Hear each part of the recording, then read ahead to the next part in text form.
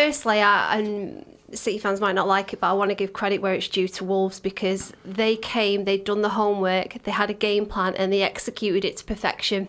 They kept the shape throughout the game, they were disciplined, they were really well organised, really well drilled. They wanted it more, they worked so hard for it. They came at us straight away, and anything that we kind of did, they coped with it really well.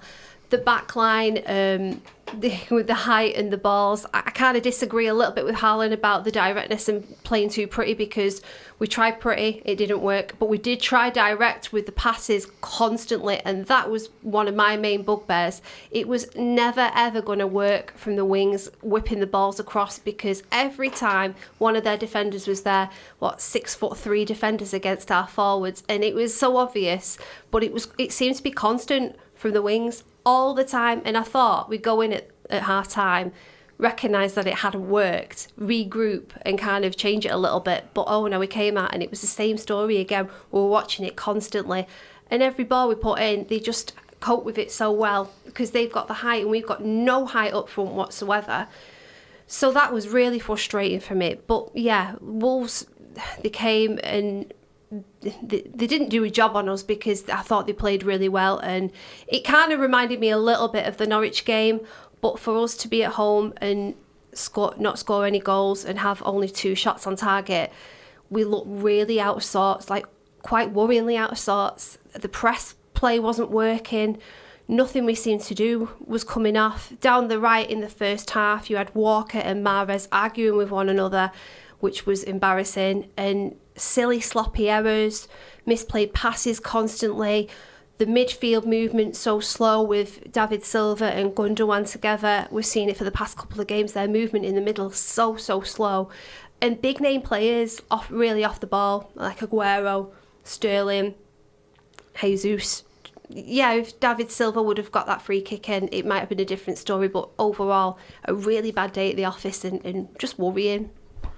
Yeah, I think quite a lot of the simple stuff we got wrong. Like, you think the first 20 minutes, passes were going astray that I wouldn't, I shouldn't be putting astray on a Sunday League football pitch. Like, we looked just off completely. I was hungover and they were playing like I felt. It just wasn't good at all. And I think it is more intricate than just the bad off pass as well. I think we missed De Bruyne a lot. I think by playing Gundogan and Rodri, it just meant that we weren't attacking enough in our play. It sort of felt like a 4-2-4. And Rodri and Gundogan were sat too deep. Yes, Rodri is that man and he should be the man to protect that back four, which clearly is a bit dodgy. But Gundogan wasn't joining David Silva as De Bruyne joins him, or as Bernardo Silva might join him when he plays in the middle.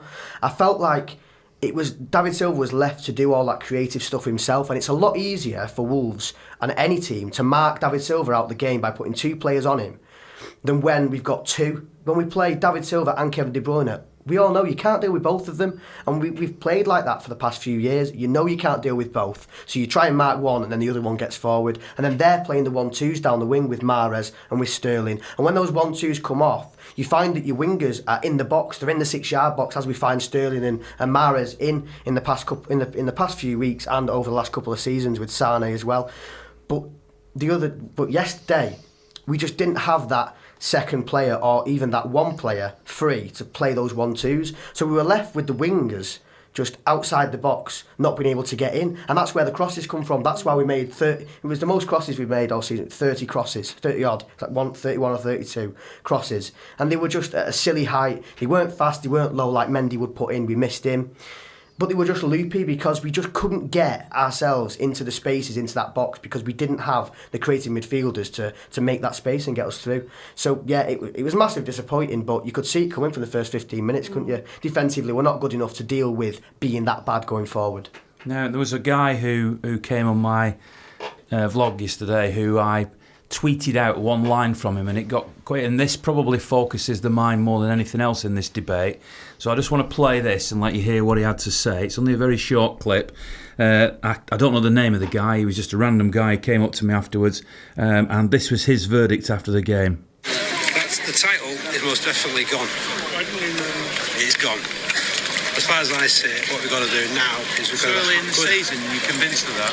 I don't see, on what I saw today, so some of the key players We're relying on them too much. The quality of the opposition is improving each and every year, so it's not just going to be us. So that's just a little bit of a flavour of what he had to say. Now, the immediate reaction when I put that out was 2 people within seconds, and this to me just illustrates the polarisation of views in these moments, right? Michelle said, what a lunatic, there's 30 games to go, for crying out loud. So that was her reaction, right? But Comat on Twitter, almost the same second, put he was 100% spot on, brilliant analysis. So there's your 2 polarised views. What views have we got here? We haven't heard from Will yet, but this guy has just said, that's it, the title race over. Now, just before you answer it, let's just throw a few facts out there. This is the biggest gap there's been at this stage of the season in Premier League history between top and second. Obviously, we know last season City was 7 points behind Liverpool at one point, but that was at Christmas. This is 8-point gap in 8 games. Now, when I used to work at the BBC, an esteemed colleague of mine called Jimmy Wagg used to say that if you were a point a game behind, that was too much to catch. Now, obviously, he's talking about 8 games to go, maybe in a relegation battle or whatever, but a point a game ends up being too much. That's where City are at the moment, a point a game. So there is a big gap there. Yes, there's a lot of games to go, but let's go away from the stats as well. This isn't me giving an opinion. I'm just saying let's get away from the stats a little bit too. Throw a few in if you want. But we're watching City play. So I want to know from all 3 of you, as well as answering the question about is the title race over, is this a different quality of City performance this season? I'm sure there'll be reasons and sort of evidence put forward as to why that is, if it is. But is this an underperforming City team compared to the last 2 seasons? So there's a few questions in there. Let's start with, is the title race over, Will? No, definitely not. Obviously, everyone's saying 8 points is the biggest gap at this point of the season. That's just a fact. Yeah. I'm not. Obviously, I can't dispute the facts, but to me that means nothing because we have to play them twice, and if we win those games, that's 6 points, and then basically you're expecting Liverpool not to lose another game in that meanwhile. So at this point, and obviously my job's to play devil's advocate in a debate, right? So I'm going to do it with you all, right? If City played Liverpool next in the next game, would you be confident that they would beat them? Part of me would, yes, because how many times in the past 3 or 4 seasons have we had sort of really disappointing games where we think it's all over? I'm thinking 2014 where we lost at Anfield. That was it. You know, give them the title then and there. They were all coming out the ground singing they were going to win the league, and we come back and we won every single game, 6 on the trot, I think it was, as the song goes. So yeah, I mean, until we are mathematically out of it, then I will always have hope, because we were saying before, every single league that we've won apart from the Centurion season has been pretty lucky. We've had something go our way where we were in a position where we shouldn't really have won the league, and yet we still won the league. And I've always got that confidence about City, always. But that luck can't continue forever, can it? Why not? If that's what it is, luck. Why not? All right, what do the other 2 think? It would depend on whether we'd be playing Liverpool home or away, because if it's away, then And the question, by the way, is based on as we are now, not if everybody's fit and all the rest of it. Yeah. I'm talking about if we played them tomorrow. Sorry to interrupt, but when we lost 3-2 to Norwich, there was a bit of debate and saying, is something going wrong? Has the mentality changed? And then we won 8-0 the next game, and I always believe that about City. I believe we are the best. I think we'll show it. Yeah, I don't think it's over, and I'm maybe it's blind optimism, and there's a lot of people writing us off obviously now, but I don't think it's over. I don't think you can say it's over so early in a season, even with the point difference, and they'll probably start up with the mind the gap stuff if they haven't already. And fair play to them, because we did it, didn't we? We enjoyed it. You've got to be able to take it as well as give it out.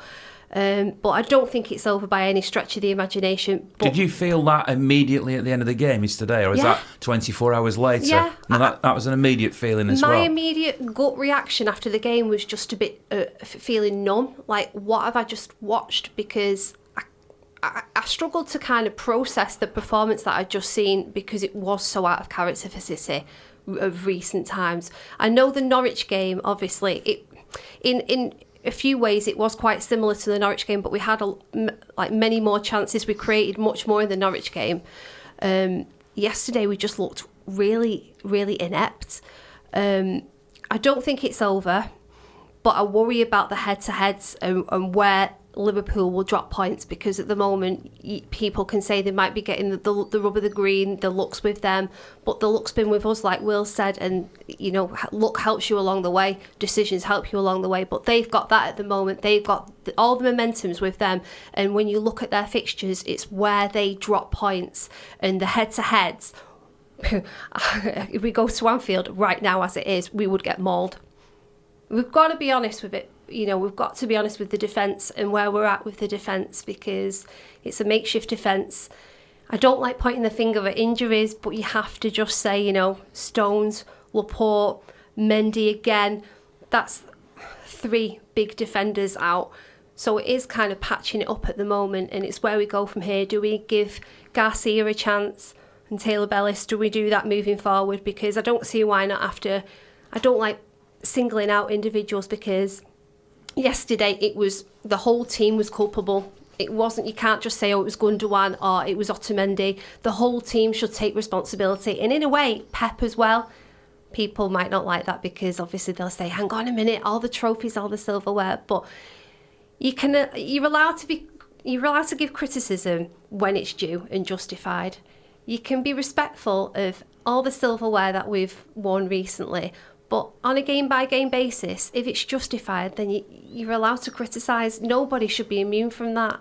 So we have to be able to do that. And like we give praise out when it's due, we have to point the finger if and when necessary. And then obviously in the next game, if we win 3-0, then we heap the praise again. But, the inquest is here, and understandably so, losing 2-0 at home to Wolves.